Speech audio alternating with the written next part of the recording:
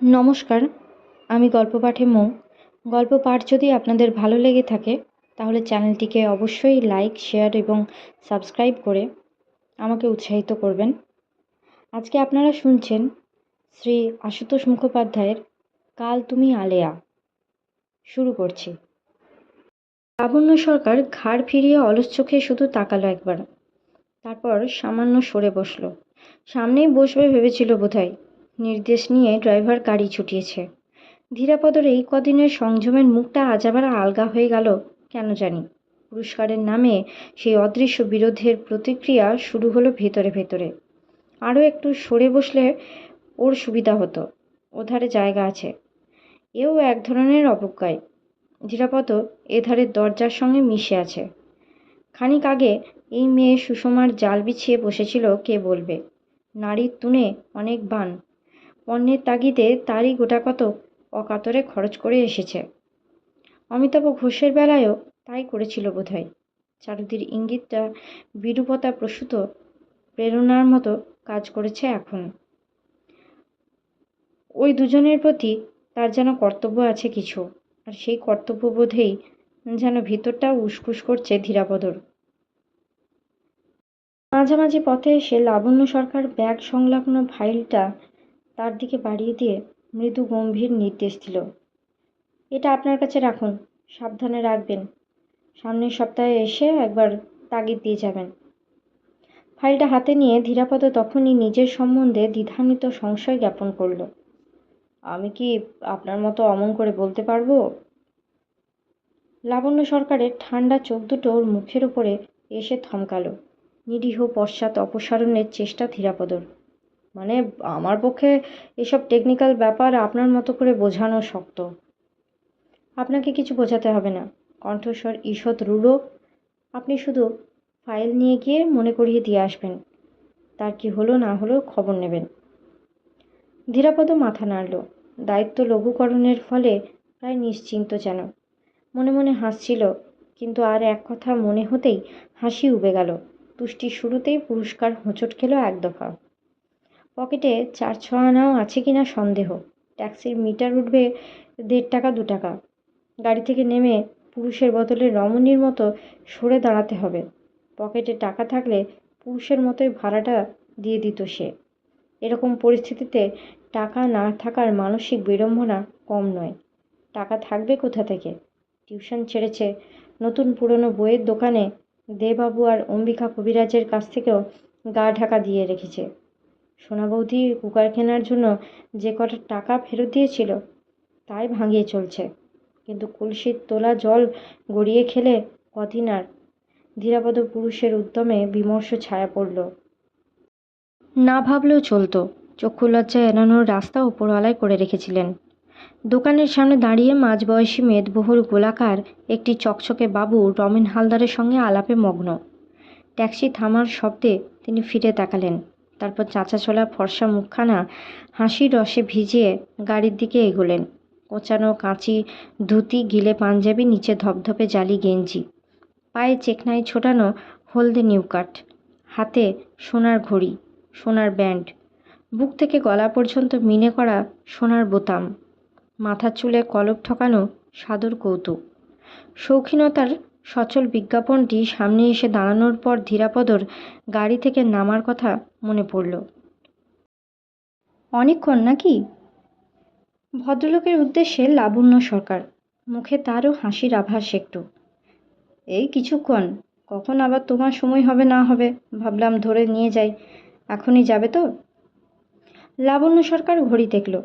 আসুন, আবার 6টার মধ্যে ফিরতে হবে। ভদ্রলোক শশব্যস্তে উঠে গেলেন। ট্যাক্সি বেরিয়ে গেল। ধীরাপদ বোকার মতো দাঁড়িয়ে রইল। ফিরে দেখে রমেন তার দিকে চেয়ে দিব্যি হাসছে। হাসি গিলে কাছে এসে জিজ্ঞাসা করল, কি দেখছেন দাদা? ভদ্রলোক কে? সর্বেশ্বর বাবু। ধীরাপদর প্রায় মুখে এসে গিয়েছিল, কার সর্বেশ্বর? সামনে নিল। এমনিতেই ছেলেটার সমস্ত মুখে বাচালতা উঁকিঝুঁকি দিচ্ছে। আর প্রশ্ন হলো না দেখে রমেন নিজে থেকেই বলল, মি সরকারের নিকট আত্মীয়, একেবারে নিজের ভগ্নিপতি। বেশ ভালো সম্পর্ক না দাদা? ধীরাপদ দোকানের দিকে পা বাড়াবার উদ্যোগই করল, শুধু এগোলো না।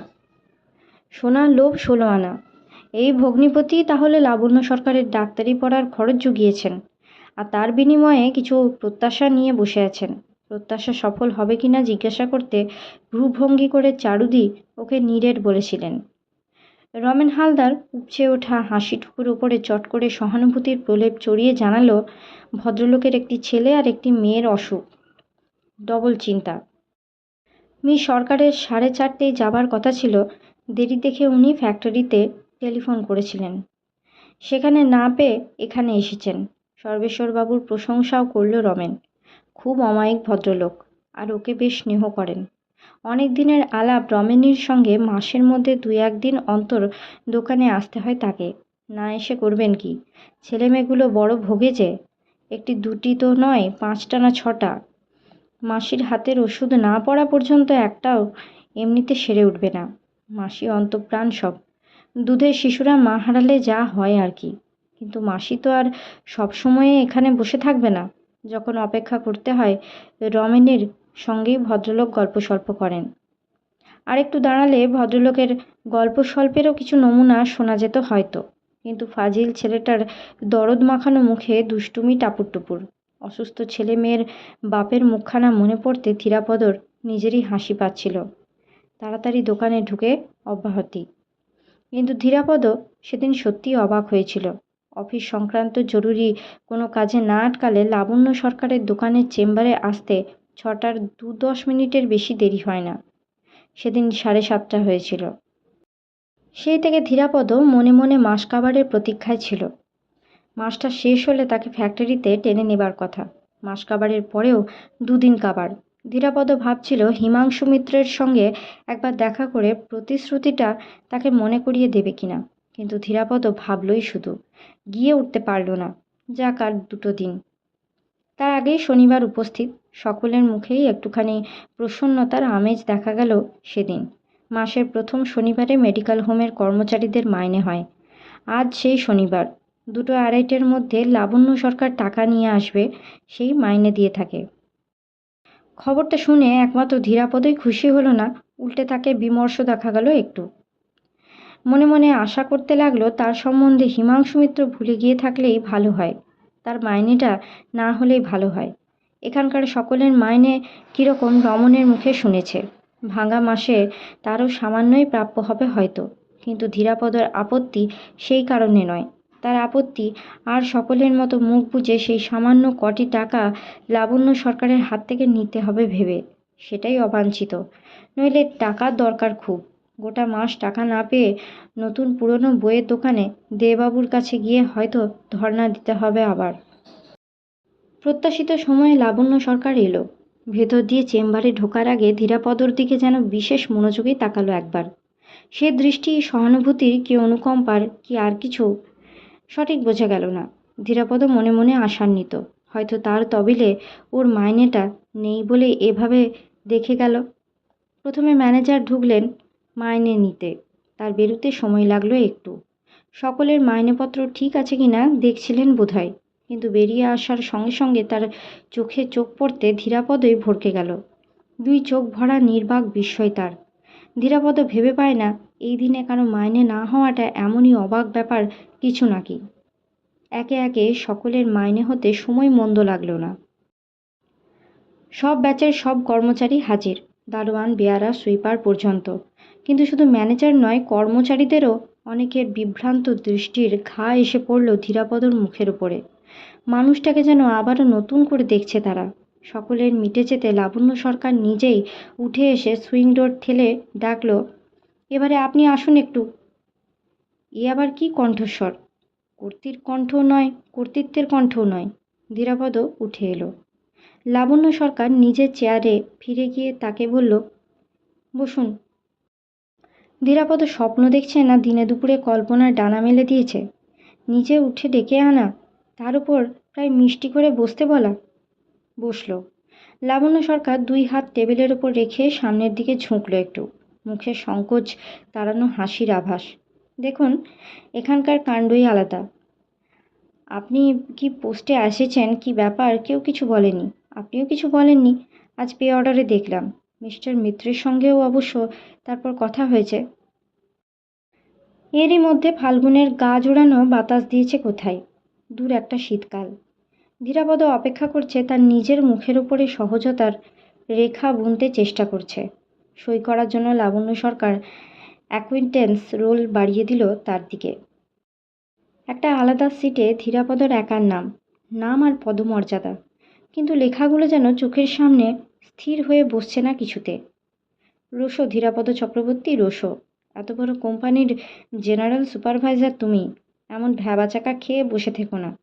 মাসে 600 টাকা মাইনে হিসেবে 16 দিনে 320 টাকা প্রাপ্য তোমার। বুকের দপদপানি থামাও। এখানে নয়, এই মুহূর্তে নয়, এর সামনে নয়, সব বাইরে। বাইরে গিয়ে বিস্ময়ের ঘূর্ণিতে দিশাহারা হয়েও, হাবুডুবু খেয়েও, সাঁতার দিয়ে সিন্ধু পার হয়েও। এখানে শুধু এই টাকার অঙ্কের পাশে এই রেভিনিউ স্ট্যাম্পটার ওপরে বেশ সহজ শান্ত মুখে স্পষ্ট করে একটা নামের স্বাক্ষর বসিয়ে দাও। আজকের মতো এই পর্যন্তই।